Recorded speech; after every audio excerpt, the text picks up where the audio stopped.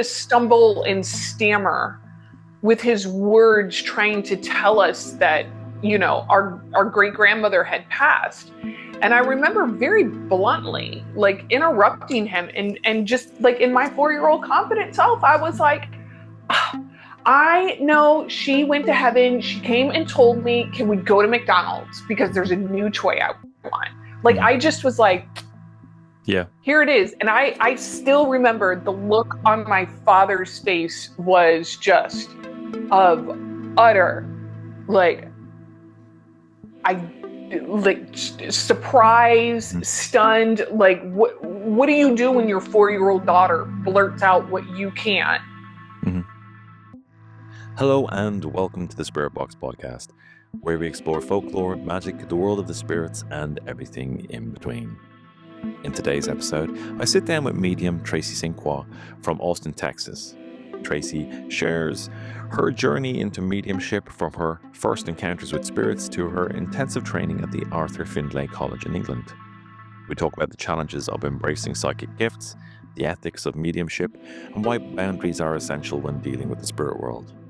Tracy also tells me about her hit TV series Haunted Road Trip, currently #1 on Binge TV, which takes a fresh educational approach to paranormal investigation. She recounts the standout cases, including the Black Swan Inn in San Antonio, the Kyle Pioneer Cemetery, and even a haunted doll with a story of its own. In the Plus show, Tracy and I go deeper into the soul's journey, past lives, reincarnation, and the ethical responsibilities of psychic mediums. We also discuss how to find a trustworthy mentor to set boundaries with spirit and what's coming up in season 2 of the Haunted Road Trip show. Now, if you'd like to hear the Plus show, the simple thing is to come and join the Patreon, the links to which you can find in the show notes below. You can even just buy the extended version of this show alone if you don't want to join Patreon. Now, if you join the Patreon, you get 2 years, what am I talking about 2 years? 5 years worth of Plus shows, bonus content, essays, courses, a whole raft of bonus content, all for a pretty low price. But wait, there's more. There's also an extra podcast. There's a monthly show with myself and Tommy Kelly called Nameless, where we discuss all things esoteric and magical going on in our lives. But if that isn't your bag and you've got too many subscriptions and you're subscriptioned out, which I totally understand, but you still want to support the show, you can always pick up a copy of my book, Song of the Dark Man, Father of Witches, Lord of the Crossroads, which is also available in Spanish. Right, that's my pitch over. Let's get on with the show.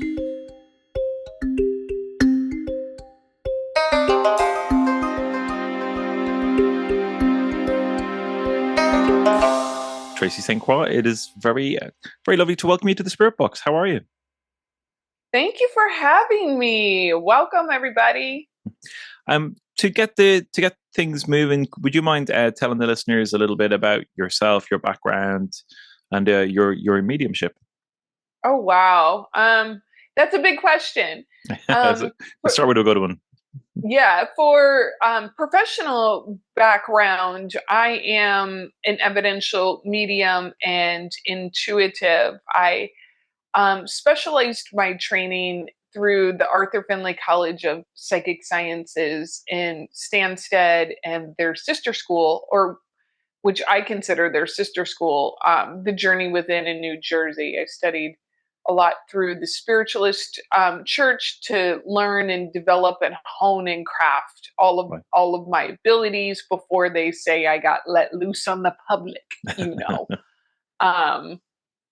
And yeah, I kind of, I took to those studies like a duck to water. Right. And just, yeah, I did. I started off doing little table readings, really quite intimidated to do them at first. But it was one of those things where it was like, you got to challenge yourself in order to expand and to grow. And it just took some time to get used to, but I started to grow and do one-on-one readings and a lot of shows and just a lot of word of mouth. Right. And my clientele just started to bloom and grow, and over the years, and teaching and mentoring and which led to a podcast, which led to a TV show. It just kind of started to big, cute snowballs everywhere, is what I say. Brilliant. And when did you first start to like realize that you had mediumship gifts? Yeah, I didn't categorize it as mediumship until like literally it had to hit me over the head like a cosmic 2x4. Right. And it was my first mentor that I studied with here in the States in Austin. Her name is Elaine Ireland. And I remember I called her. Oh my God, I was in tears, in a fit of tears. She was recommended to me to call. And she, sweet lady, answered the phone. She said, "Well, darling, tell me what's going on." And I just was like, I know all this stuff about people, and there's dead people in my apartment, and this is going on, and that's going on.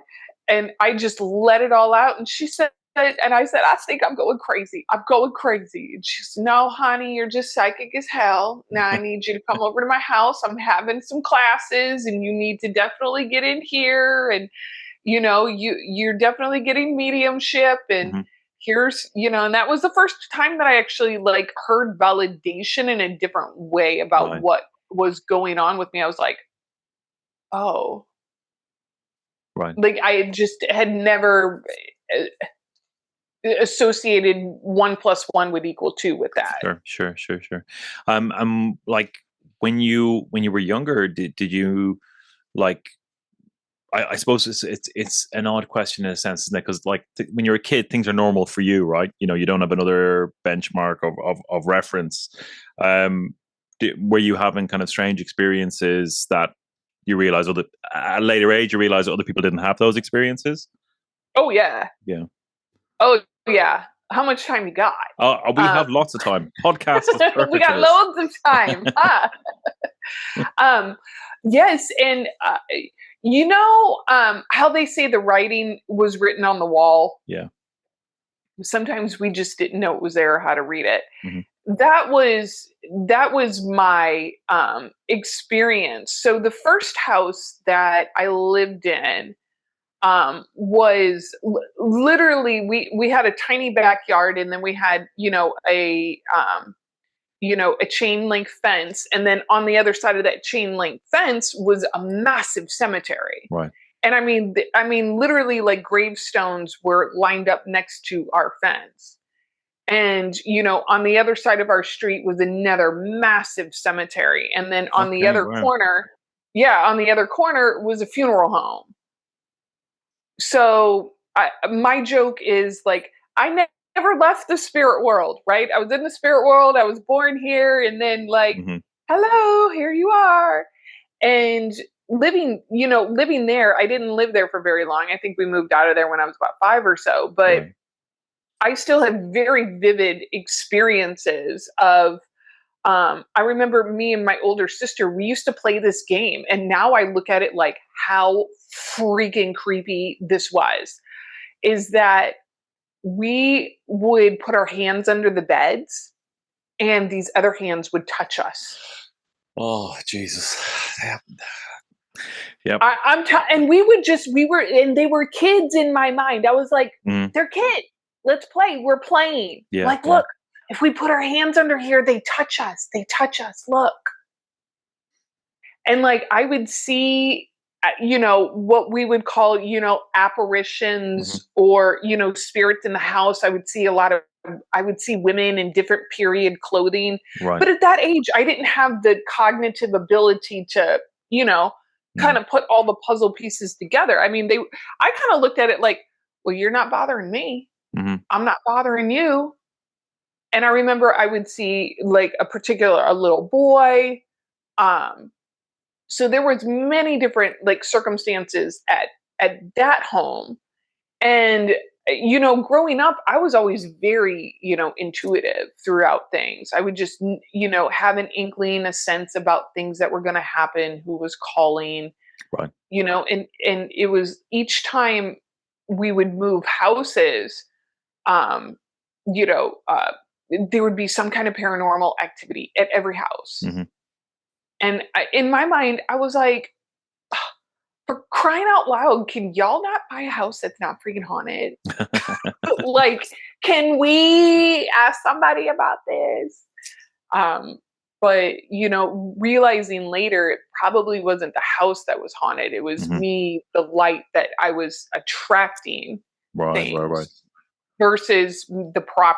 I mean, with the cemeteries and stuff, that was one story. That was already there. I happened to be primed already to kind of be able to connect with the spirit world just naturally. Yeah. But I mean, it sounds like you were in crosstown traffic at the start, like with all that cemeteries around you, like a thoroughfare for the dead going through your living room. Yeah. And it was, and it was kind of like, oh, she can see us. Let's talk to her. Right. And so kind of at some stage, did you get an inkling of like that other people aren't experiencing this? I got an inkling, especially when it came to more of my intuitive abilities. Right.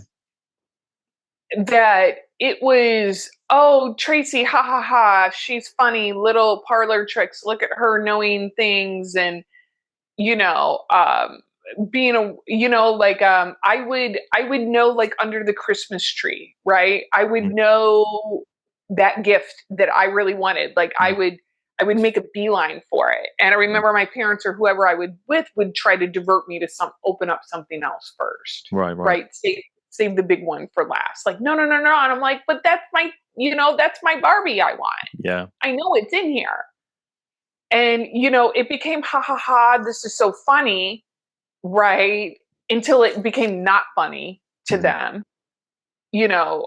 especially with deaths in the family and things like that they stopped encouraging. Like, they were just like, don't stop that. Like, nope, we're not, that's not what we're going to do in this house. Right.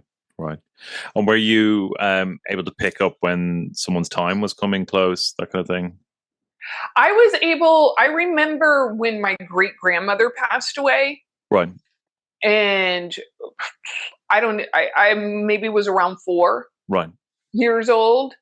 And I remember my father was, God bless him, he was a detective as well. Oh, okay. And I remember he was trying to stumble and stammer with his words, trying to tell us that, our great grandmother had passed. And I remember very bluntly, like, interrupting him and just, like, in my 4-year-old confident self, I was like, I know she went to heaven. She came and told me, can we go to McDonald's? Because there's a new toy I want. Like, I just was like, yeah, here it is. And I still remember the look on my father's face was just of utter, surprise, stunned. Like, what do you do when your 4-year-old daughter blurts out what you can't?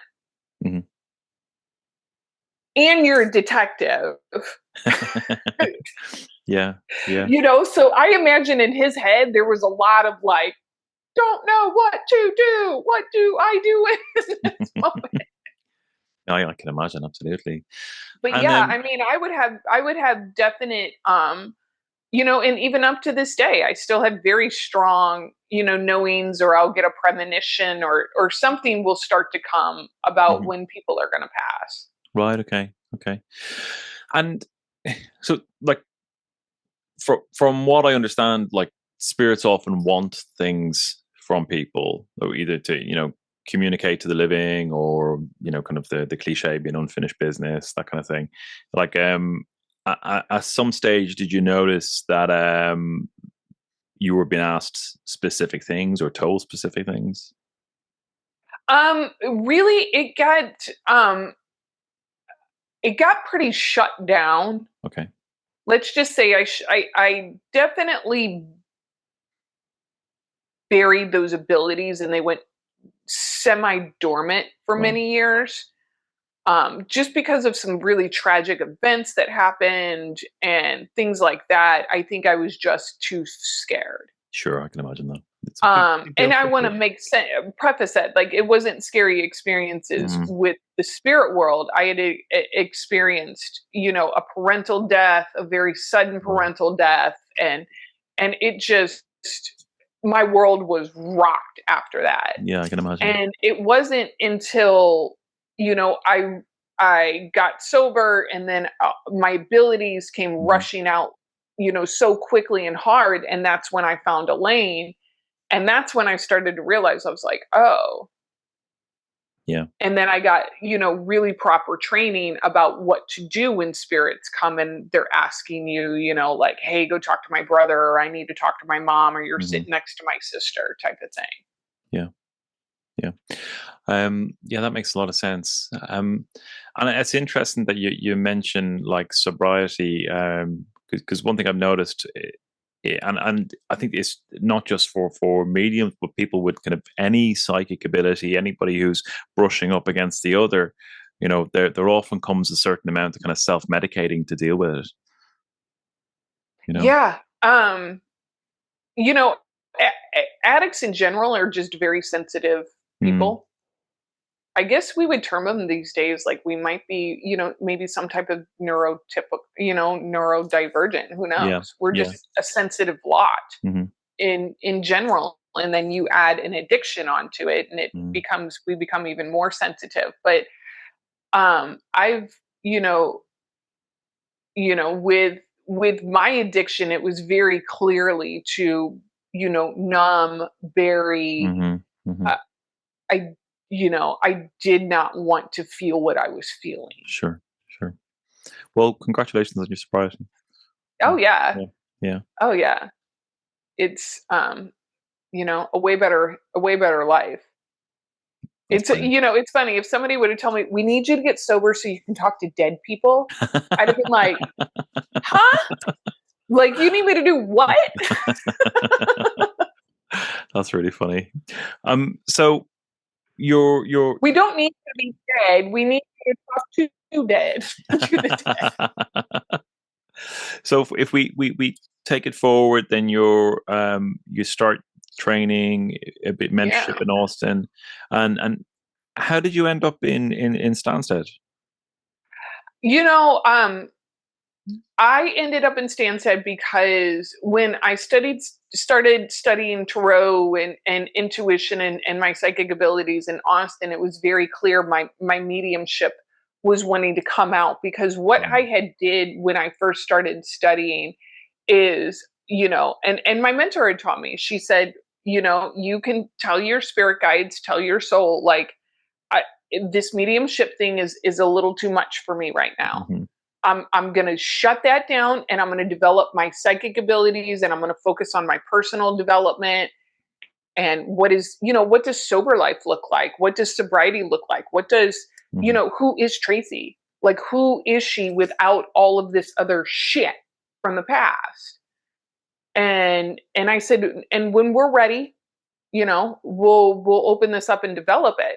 Well, fast forward, about a couple of years, and it became very clear. I was like, I really feel called to do this, because I remember this so clearly. I was doing, there's a place here in Austin called Nature's Treasures, and it's a crystal shop, and a lot of practitioners have read there and things like that.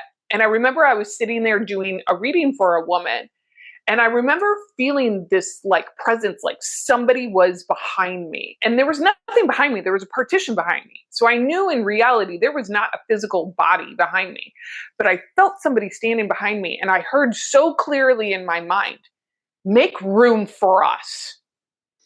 And I was like, excuse me? Like, I just kind of was like, I'm going to put you on pause because I'm in the middle of reading for this lady, and I don't know what or who you are, but I'm putting you on pause. Hmm. And I remember doing the reading later, and I remember, talking to my mentor, and she was like, that sounds like somebody's loved one was trying to come through, and it sounds like it's time for you to start developing those mediumship skills. So, I do what I normally did. I sat down, I thought about, well, what do I want to develop with mediumship? And I wrote some things down, and I just told Spirit, I was like, look, if you're going to have me do this, I'm only going to stay with the cream of the crop, Hmm. only the best. in the entire world. I want integrity. I want ethics. I want how to develop. I want to do this thing and I want to do it superiorly well. And I want to be financially supported throughout the whole darn thing. And boom, like clockwork, all of a sudden it was like I could not hear Arthur Findlay anywhere I went to. So it was like, boom, Right. look it up, Right. started being like, okay, well, how can I get there? How can I do this? And it was just like clockwork, synchronicity. Like the Right. money Right. started to appear, the time started to appear, the classes were open, the da da da da da, everything. Amazing. Yeah. I mean, spirit, spirit kept their promise. Hmm. Was it a bit of a culture shock finding yourself in England? It wasn't because I had been there before. I had gone there once before for more like trip and Right. personal, reasons. So it wasn't too much. I knew kind of what I was flying into, Hmm. but it was a bit of culture shock too because when you go to Arthur Findlay, I mean, you live there for a week to 10 days, Right. so you're living with people that are coming from all over the world to study there. So it's a lot of different like culture and melting pots there, all mixing together and mixing about. I've always loved the UK. I've always loved the British. I've always admired them and gotten along with them, Yeah. lovely. So it wasn't like I didn't have a hard time acclimating, I would Right. say. Yeah. Yeah. So tell us a bit about what life was like at the school. Oh my god, it it was fun, but um one of my mentors, John Holland, that I got to study with, in his books, he used to mention Arthur Findlay is spiritual boot camp, like spirit boot camp, Right. and it is.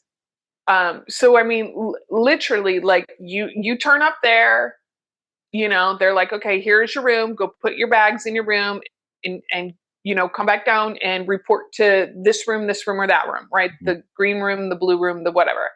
And you would go down there and then the tutors would come in and you would get assessed about kind of like where were you at with your abilities, were you beginning, were you intermediate, depending on the classes that were going on too. Right. And then they would split you up in the groups and then straight away it's like, let's get to work, we're working. And then you would do classes, like you would be in class almost 12 hours a day with breaks and eating and Hmm. things like that. But I mean, you were working the whole darn day. So you got your money's worth, is what I would say. Cool. Cool. And how did that change your mediumship? It evolved me very quickly. It um, allowed me to nurture my confidence. It allowed me to stumble and fall in a safe place. It allowed me, and when I mean stumble and fall, I mean it allowed me to, you know, um, feel what it was like to link and to unlink and to not get a good answer and Hmm. not get the information and kind of learning how to run a marathon with other people who are learning how to run a marathon because Right. everybody's Okay. fallen and skin knees and all of that. But it also gave me a great network of wonderful people that I'm still connected with. Hmm. Allowed me to it allowed me to know like I'm not alone. There's a lot of other people here, and it just gave me that space to really be authentic and grow as Right. Okay. me. Yeah. Yeah. And it sounds like, given the nature of the place, it must be quite a hotbed for activity. Did anything bizarre happen when you were there? Oh my god. Okay, so let me set the scene for everybody. So Arthur Findlay, I jokingly always say, like, is the real Hogwarts. Hmm. And because it is a very large estate, castle like, sits on top of a hill in Stansted. I mean, the villagers even call it Spook Hall. Like they're like when we go down and get, a cup of tea or coffee in the morning, they're like, "Oh, you're at Spook Hall?" Yes, we're at Spook Hall. Um, and it is um filled with it's like you stepped back into the 1890s when you Right. walk into this place. So it's just gorgeous and gilded. It's mixed with a little bit of the Gilded Age and the Victorian age, and you you just feel like you've been transported Right. Right. somewhere. And so that kind of sets the stage, right, for that kind of activity. But I think one of the most dominant things that I can say on one of my trips was I got lucky and I got a larger room on one of my stays, and there the doors are real heavy. They're solid wood heavy, and they're older doorknobs and locks. And so when you put your key in, I mean, it is an obvious, there's obvious noises, and you turn the knob and it's going to squeak, and you got to kind of mess with the door Mhm. a little bit. And my room happened to be, down a very long hallway at the end of a hallway. And I went down there, and it was close. It was, the night was winding down. Right. And I went into my room, and you go to the right, and then there's just kind of like an open bay into the left, and you can't see the door anymore if you were going to go sit on my bed. So I remember sitting on my bed for a little while and just kind of taking some breaths and decompressing. And then all of a sudden I hear that lock, and then I hear somebody messing with the doorknob. And I hear it kind of pop a little bit. And I was like, hello, hello. And I didn't hear anything. And I thought, somebody messing with me, somebody playing a prank, you know? And I got up and looked, and, door was a little bit cracked. And I thought, well, maybe I left it open. Sure. I was like, maybe spirit is messing with me. But at that point, it was late at night. And I was like, I'm not trying to be investigator right now. I need to go to sleep. Mm. And so the next morning, me and a fellow student, Anthony, who had a couple rooms down the hallway, we would always walk down into the village and get a coffee.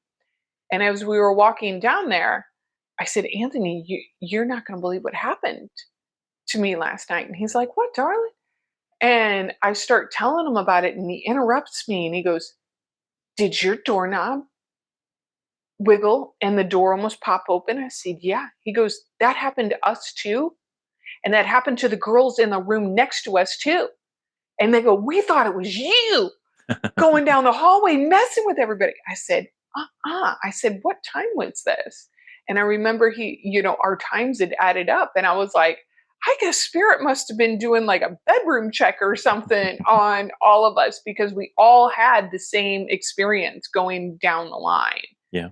In each one of our rooms at the same time. So it was not uncommon Mm. to have paranormal experiences there. Yeah. Yeah. About 25 years ago, my family, I was in university or just started work in Dublin, but about 25 years ago, my family lived in a kind of a remote old house in County Mayo. And it Okay. it turned out it was originally owned by two twin brothers. And one of them died of consumption, so like TB, in like the 1950s. But I wasn't there that much because I was away at uni, so I was kind of back and forth, kind of every 2 months or something. Right. But my dad he sees stuff all the time, so he was like, yeah, there's something here, right? When they could hear the spirit walking around at night, all this kind of stuff.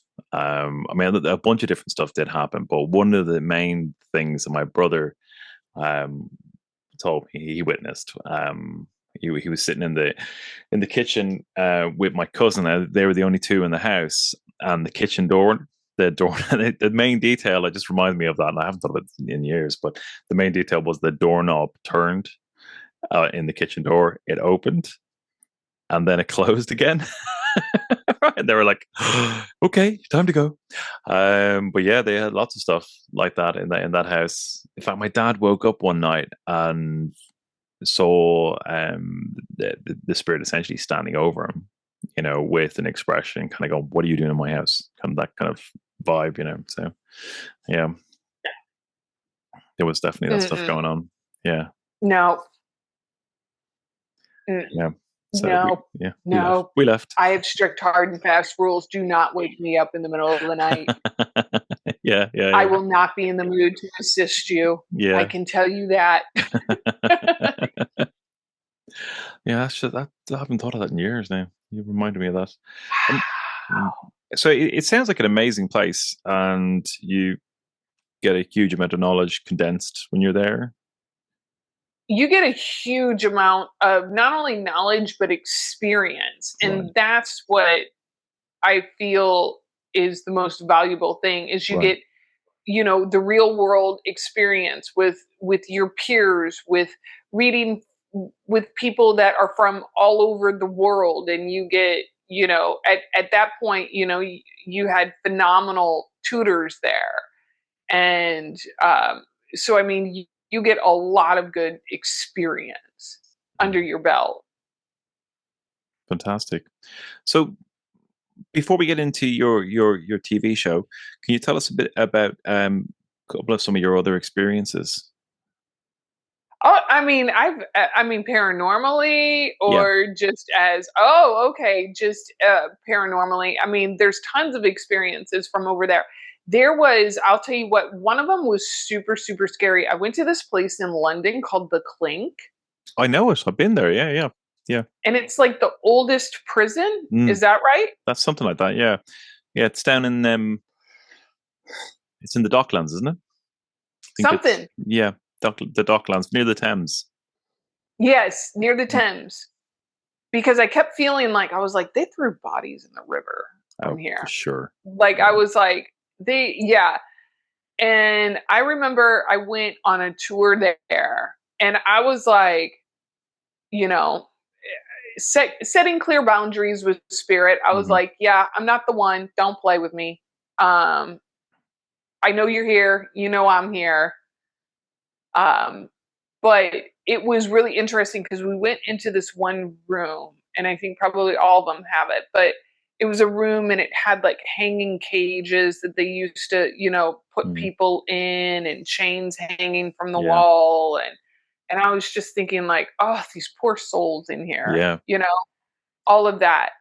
And I remember feeling I had this puffy, coat on, and it was a long coat that went down to, have past my bottom, past my rear. And I remember feeling as if somebody was crawling up behind me, and I was like, what is that? And then I felt this like right on the bottom of my coat, like as if somebody was like taking their nail and going Mm, and I was like, no, no sir, no sir, we do not touch here. mm. And I remember that was one of the like creepiest Mm, things that I've mm. had happen to me, at least there in London. I mean, London to me is like nonstop parent, I can imagine. London, Yeah, Paris, that area yeah, is like yeah, nonstop paranormal activity to me. yeah, Um, over yes, here in the States too, yeah, depending on where you go. yeah. So there's just so much ancient stuff. It's just it's ridiculous.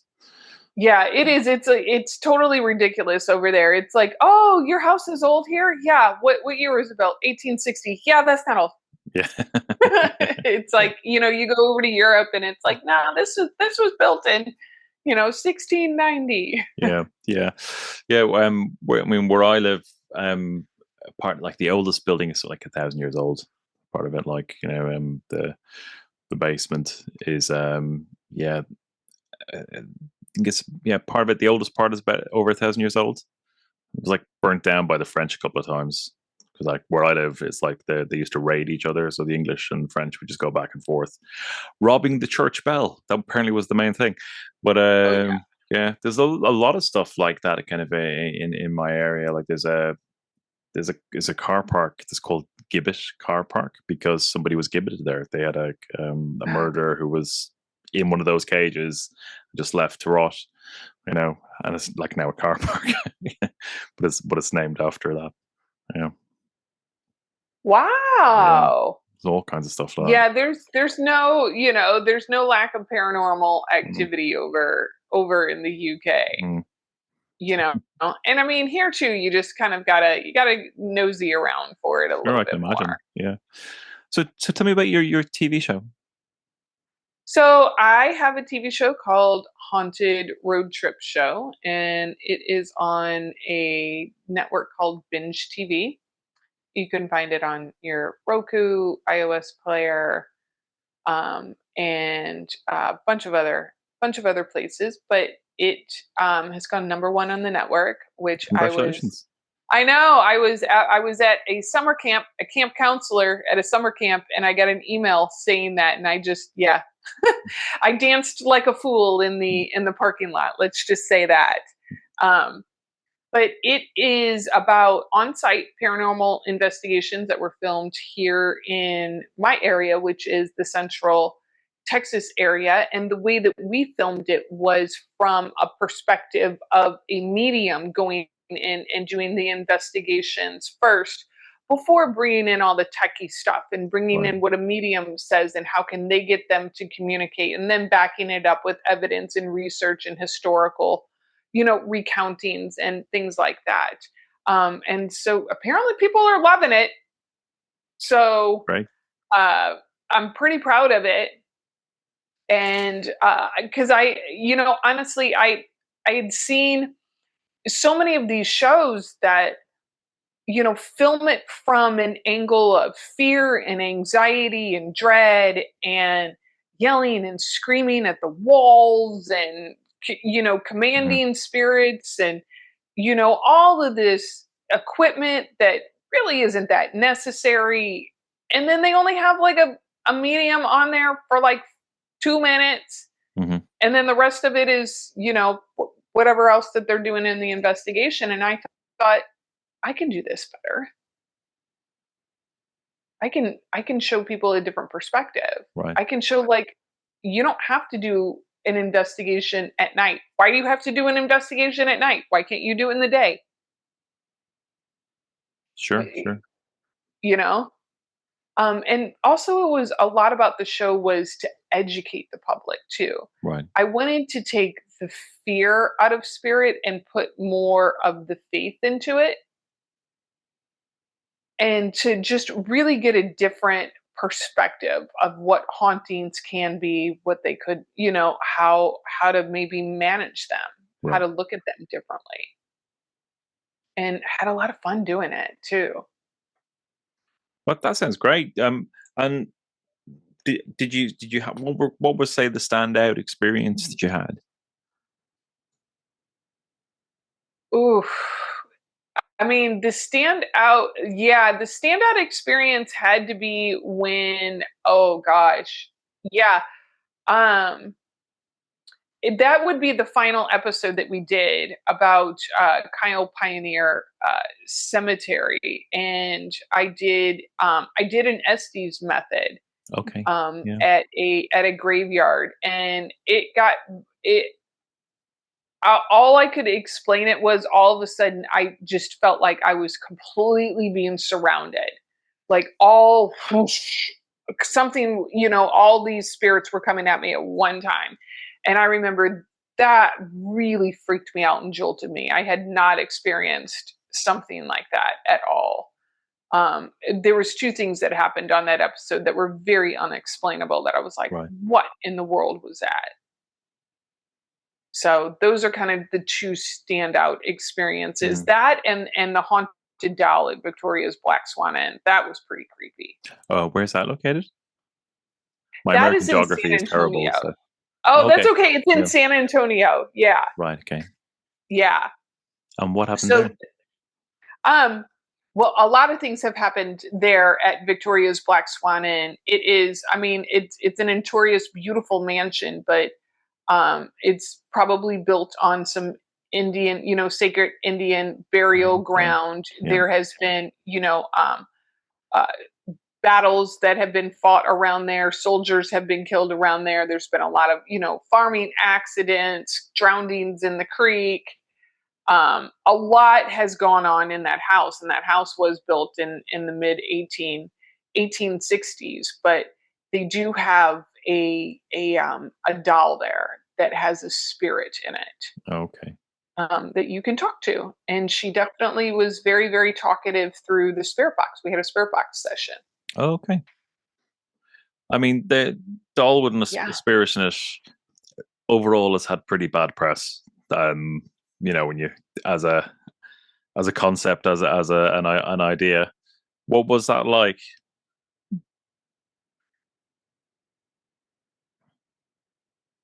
Say that again. You broke up. I was just saying that kind of dolls with spirits are generally perceived as quite kind of macabre things. Was it edgy? Yeah. I honestly, I didn't get the oogity boogities from Yeah. this doll. I mean, in general, I will tell you, like, I'm not taking a haunted doll home. I'm not Yeah. taking a haunted clown home. I'm not taking any of those things home. I got enough going on. Yeah. I know my limits, but I don't look at everything as, oh my god, that's horrible. It's Yeah. evil. It's bad. I look at it with a curious point of, like, well, what else could be going on here, Mm-hmm. right? You're seeing, some people are seeing it from one advantage, and I'm like, okay, well, is there another point of view? Can we investigate this from a different point? Let's see what else is going on here. Let's either prove you right or put another puzzle piece. Right. Let's do Right. it. So what was going on with the doll? The doll, from what I remembered, she had a kind of a longer backstory to her. And I'm trying to think back because I'm like, oh my God, I filmed that like a year ago. I can't Right. even Yeah. think. But it was that doll had a longer backstory. And I remember that she just wanted people to kind of honor her. And Interesting. I remember there was something about her wanting to be told that she was still pretty and just to be nice to her. I remember Right. that. Was it Yeah. okay, so I'm So always curious about these kind of things because you often I mean I like what you were saying about wanting to take a different angle for this kind of genre of show because you do see people investigate like similar stories and they're like, okay, we'll take the doll home, this kind of thing. Like and I'm kind of sitting there going, why would you do that? Like you're just inviting trouble. Like but one of the things I'm always curious about because you often hear kind of magicians talk about kind of like creating a spirit house or ensouling something, right? yeah. Like a doll or a figurine or what have you.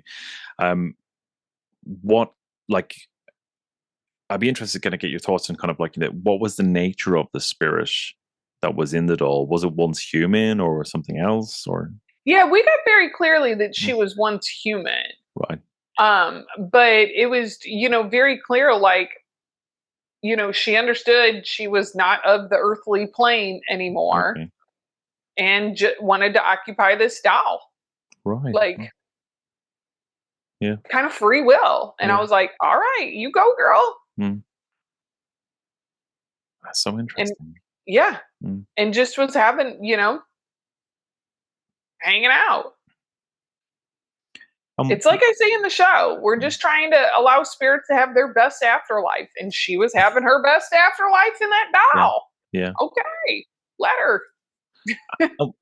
What were people's like experiences with the doll or stories around the doll? Like how did people figure out that there's something going on with this that isn't kind of I'm is? not really sure about that Yeah, backstory. right.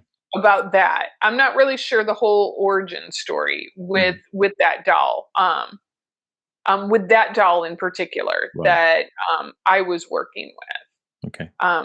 But it's Usually with objects like that they feel like there is a spirit that has been encased in it. Mm-hmm. Usually it has to do something maybe around a quick, tragic, fast death, and maybe the soul's just not ready to leave, Right. or maybe somebody isn't ready to let go of that soul Mm-hmm. and wants them to hang out. Okay. I think that there's many, many different facets to why things get, encased Mm-hmm. with energy. Right. Right. I'm Tracy. It's been fantastic talking to you. Yes. And Wow. for people who want to find out more about you, your work, where's the best place for them to do so? Best places to do so is you can just pop on, you can find me on any social media. I'm pretty easy to find. Um, I'm mostly on, TikTok and Instagram a lot, but you can pop on over to my website, and that can kind of help you at least get in contact with me and find out what you need Mm-hmm. to know. Brilliant, brilliant. And season 2, hopefully that will you get all the fundraising you need for that.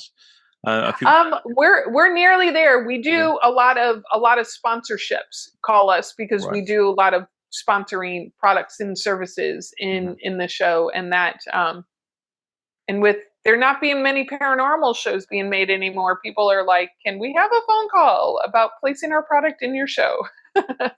Great. And again, for people who want to see your season 1, where's the best place to do so? Season 1, you can find it on Binge TV for now. You can find that there, or if you join my Patreon, we do have watch parties of each one of the shows. So that's another option as well. Brilliant. Yeah. Well, Tracy, it's been lots of fun talking to you. Really enjoyed it. So thank you very much for coming on Spirit Box.